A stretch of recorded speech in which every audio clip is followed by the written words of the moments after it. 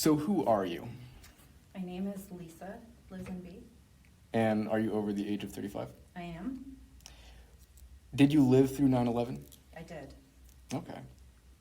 At the time, how did you learn about the events? I learned about the events at work. I worked in radio, and I was at the radio station getting ready for my morning show. And my boss called. I was getting ready to print out the news stories I needed to read for the morning. My boss called and told me to turn on the TV. And I watched it happen. Can you come a little closer?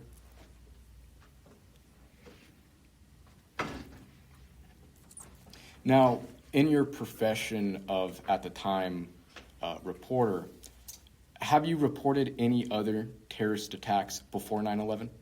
No.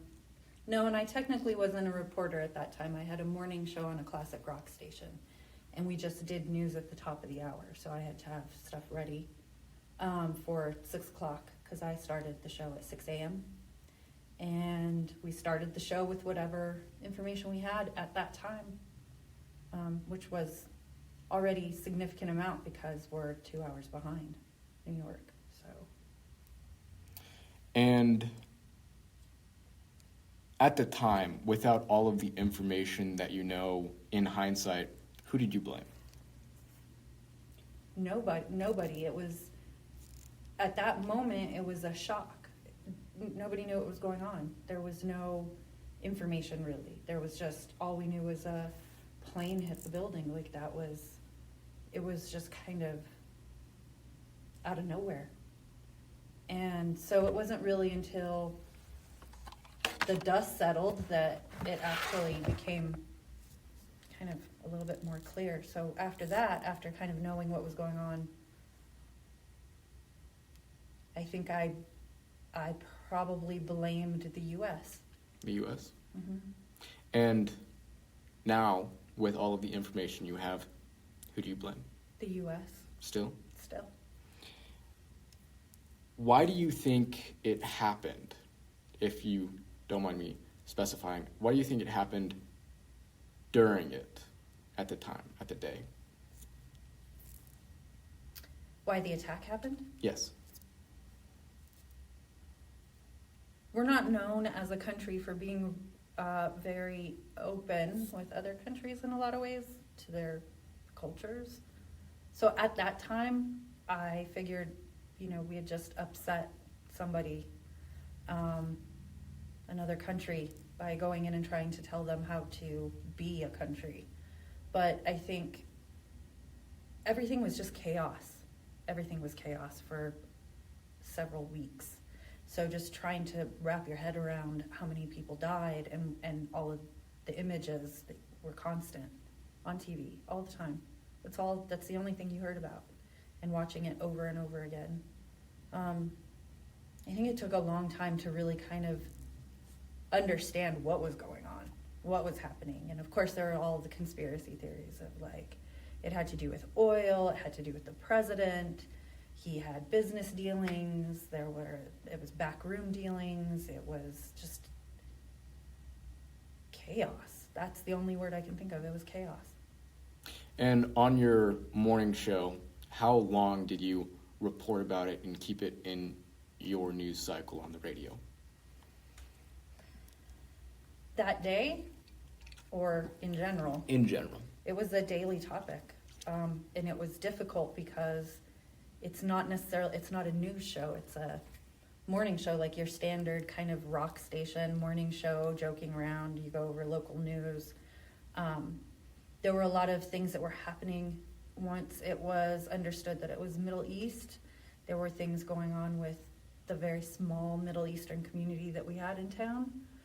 Were being harassed, they were being threatened, their homes were being vandalized, and so that was stuff to report in a tiny town. So there were just kind of all of these connected stories that were going on in our community and around the state even that was happening, and people were afraid there was going to be another one because we're close to several bases and we have Los Alamos, so there was huge fear among people that it was going to be here in New Mexico, which I didn't really share that feeling.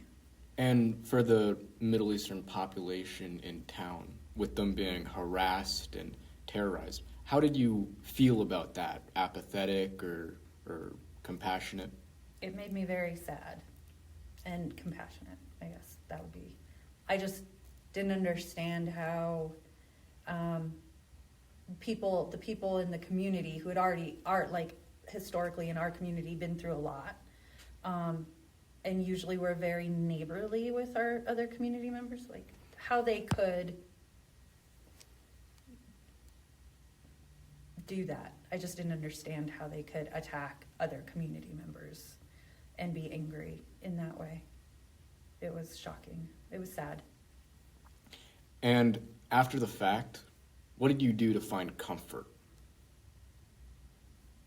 To give you an example, when I asked my mother, she said that she would often watch Food Network and Alton Brown's Good Eats. I think I just, I was getting ready to, let's see, what was I doing? I was in college. So I think I just probably focused on school and work and spending time with friends, all talking about it. I mean, it was all consuming for such a long time, but I think that because the field I worked in, it was always going to be talked about. For the year, it was talked about.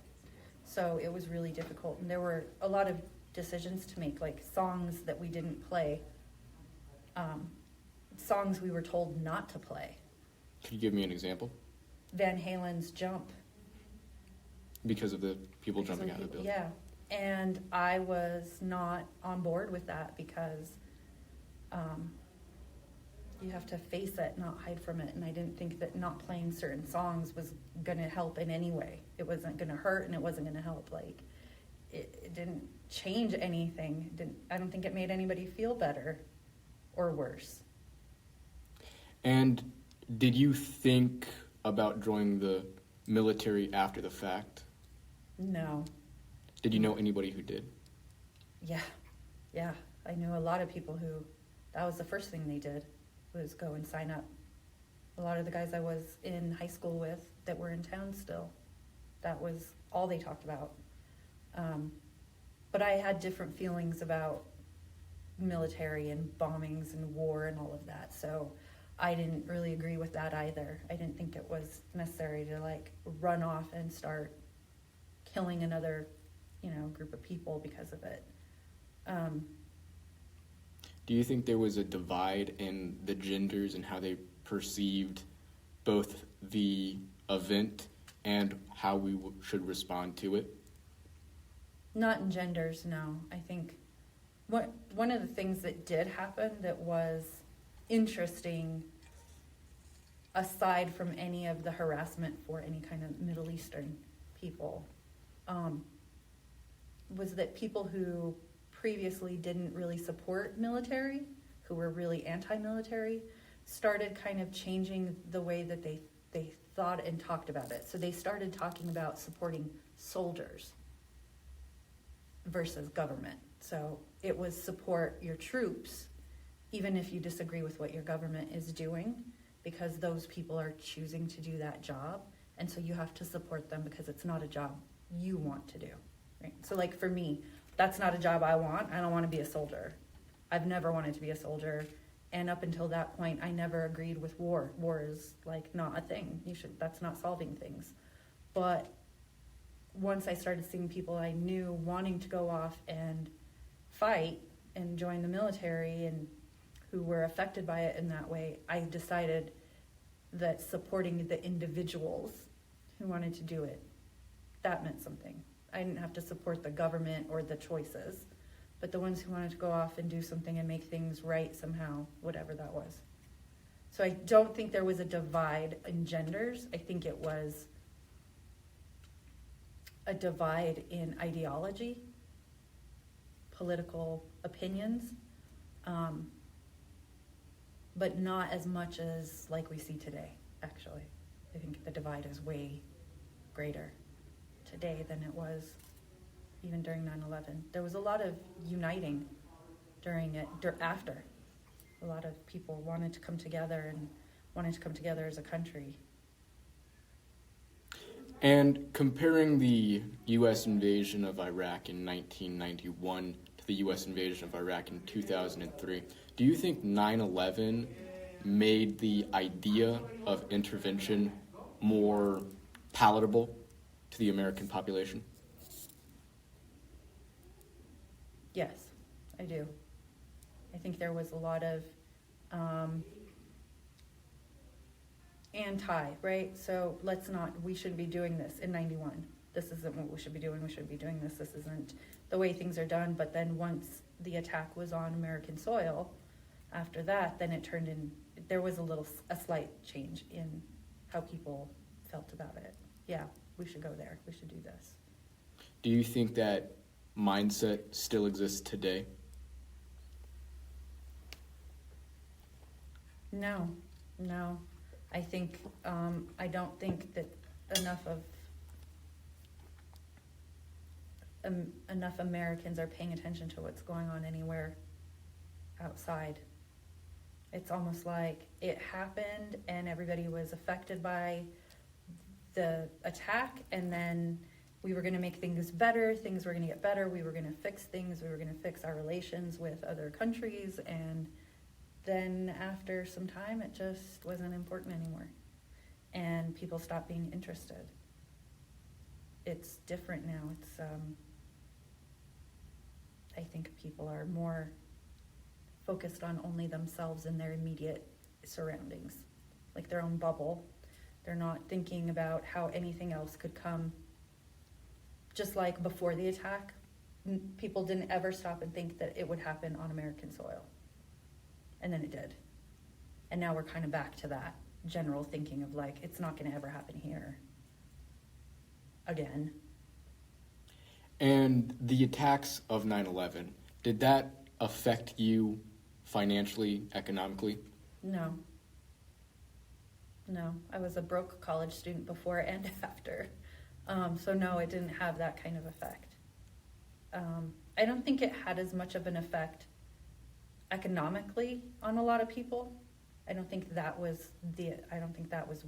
sure there were people that were affected economically, but I don't think that was the kind of broad impact. I think it was probably more reflection on what kind of country we are. I think there was a lot of conversation about how up until that moment, war was elsewhere, and now it was in our backyard. It was right there, and that wasn't something we were used to. I think we had a slightly different perspective. Countries that are being bombed all the time, that have nonstop war, like Palestine. Now we kind of had an understanding of what that was like, even though still not at that level, to have, buildings bombed and crazy chaos constantly in the streets. So, but we had a little taste of it. And I think that changed how we thought about countries that are at war all the time. That was just especially kind of for my age group at that time, or like teenagers, where that was just an impossible thing, that kind of destruction. And at the time, it was shown that immediately following the attacks, George Bush had the highest approval ratings of any president. After the attacks, did you feel more likely to approve George Bush or disapprove? I think that my opinion of him was a little bit more positive briefly, because that was not the president I voted for. But I think that how he rallied the country is what maybe changed my opinion of him a little bit, because he was encouraging people to come together and not fight each other. That's not what we're trying to do. Like, don't go chasing after like American citizens who have roots in the Middle East, or who have become citizens here or who are visiting. Like, that's not what we're trying to do. So he was really discouraging that kind of behavior, and encouraging more coming together. And I think that alone changed how I felt about him. But I still kind of blamed him and his associates, colleagues, other politicians. I think I blamed them for what happened. Still, that didn't change. This country has a tendency to go into other countries and force them to share and do and follow what we do, and not really think about how that might not work for them. So I think I also started paying more attention to the politics, especially with other countries, after the attacks than I did before. Okay. And my final question of this interview, do you think between 2001 and now, 2024, the average American has a better perspective of foreign cultures?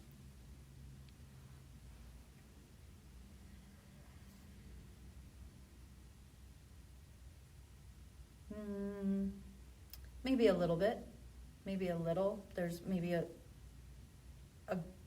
part of the population in this country that has that's more worldly or travels more to other countries. I think that with the ability to work remotely, I think there's a certain kind of age group, maybe those who are like in their early 30s now or late 20s, probably have an opportunity to be able to travel more and experience other countries and cultures more. But I think that after the attacks, all of the travel and like the security increases and stuff really just discouraged travel. And I think that there were large pockets of people who probably were not interested at all in understanding any other culture, which happens anyway. And I think we still have that now. Well, Mrs. Lisenbee? I've only ever called her Lisa. Yeah. Thank you for your time and your interview. I greatly appreciate it.